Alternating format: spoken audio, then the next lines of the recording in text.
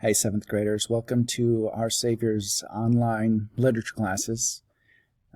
We are going to begin our next book after Outsiders. We're going to read Romeo and Juliet.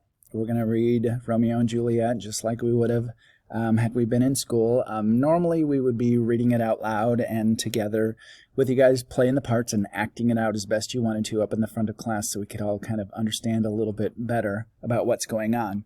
When we get to school, we're going to use this version of Romeo and Juliet.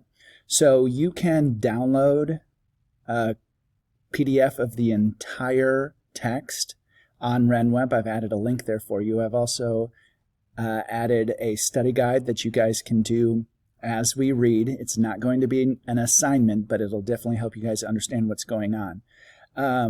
You can purchase that copy on Amazon if you wanted to, or you could listen to an audio version on Audible or Amazon Prime. Any of those will work.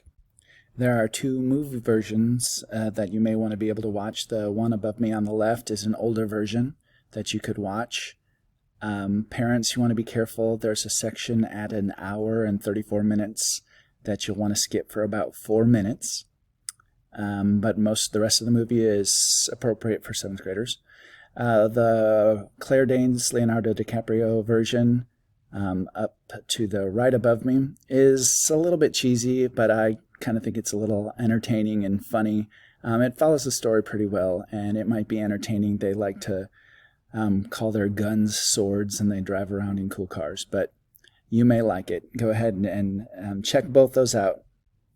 I'd like you to read Act 1, Scene 1 from Romeo and Juliet as your assignment for today. This sets up the entire feud between the Capulets and the Montagues that the tragedy of Romeo and Juliet is based upon. It all starts with a couple of Montague servants in the town square. It's hot, it's dusty, everybody's tired and angry, and they're looking for a fight. And when they run into a couple of Capulets, and they insult each other with certain inappropriate hand gestures, apparently, in that day and age, and it just keeps blowing up until more members of the city of Verona are brought into this big fight.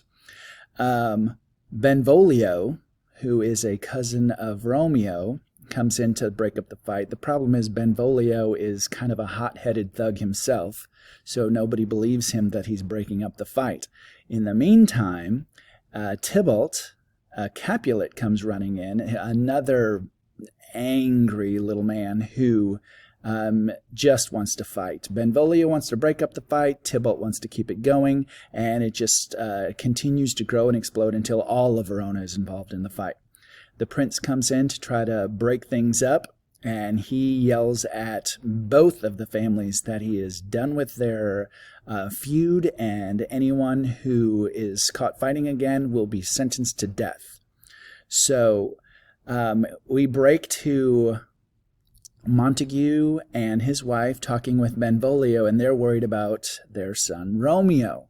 And Romeo's been in a sad, depressed mood for the past couple of days, and Benvolio offers to find out what's going on. Turns out, when he gets to talk to Romeo, Romeo is in love with this girl who isn't in love with him. And he's heartbroken, and he lives in a constant night, and he closes his curtains, and he makes sure it's dark, and he only goes outside during the evening.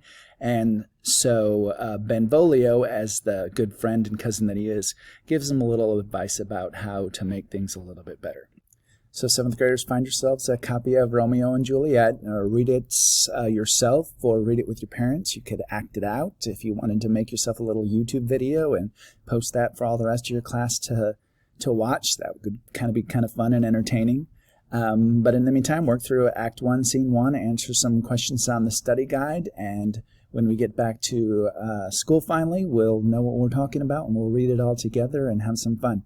Hope you guys are all doing well. We'll talk to you later.